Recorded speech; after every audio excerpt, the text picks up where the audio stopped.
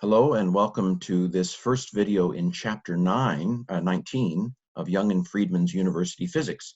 This chapter has to do with the first law of thermodynamics, and the first section is actually rather soft, a soft section that doesn't have a lot of math in it, and so this should be, if I discipline myself, should be a fairly quick video. Welcome from outer space.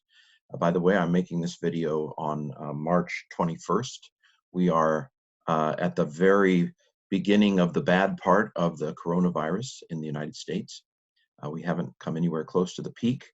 We're all under kind of quarantine, as it were, here in New York, where I'm making this video, just for fun.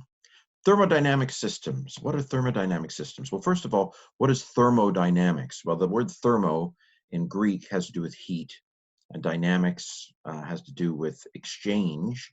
And so thermodynamics is the study of relationships involving heat, mechanical work, and other aspects of energy and energy transfer. So thermodynamics has to do with the exchange of heat and the interplay of heat and work, and so forth. Thermodynamics.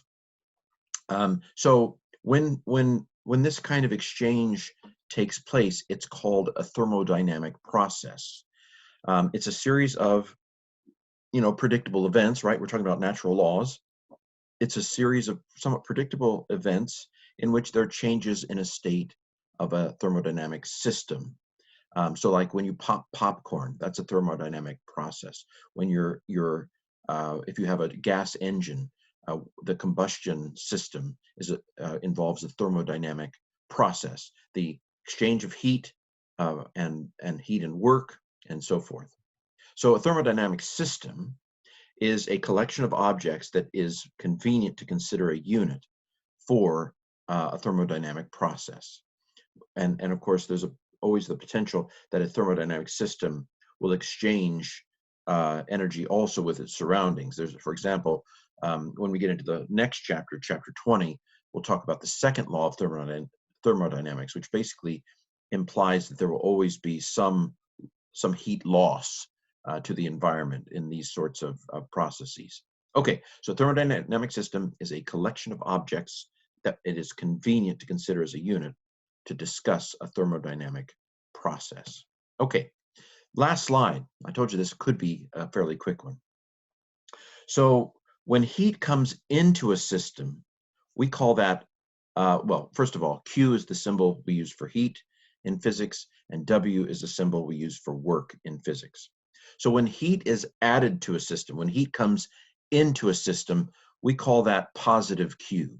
Q is positive, heat is positive when heat is added to a thermodynamic system.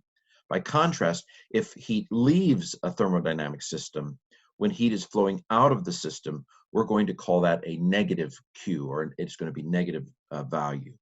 So heat coming in, positive value for heat, heat going out, negative value for heat.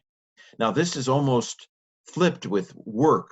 So positive work happens when heat is flowing out of a system and doing work on its environment. So this is the opposite. When heat is coming in, that's positive heat. But when heat is coming in, that's negative work. So positive work is when the system is producing heat and it's flowing out.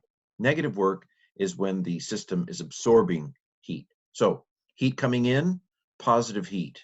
Heat coming in, negative work. Heat going out, positive work. Heat going out, negative heat. Okay, so these are inverted, heat and work. Now, a footnote here. Work in mechanics is a different way of thinking of it. This is the way of thinking of work in terms of thermodynamic systems, okay? So this is not the way we talked about work when we were a long time ago, back in the earlier parts of this book, when we were talking about work in terms of a mechanical kind of system. So I'm going to leave it at that. So I want you to get clear what the concepts are of this section. If heat is coming in, that's positive heat. Heat is going out, that's negative heat. Heat is coming in, that's negative work. Heat is going out, positive work. Okay, well, told you it would be quick, and I tried to extend it out as long as possible. Stay safe.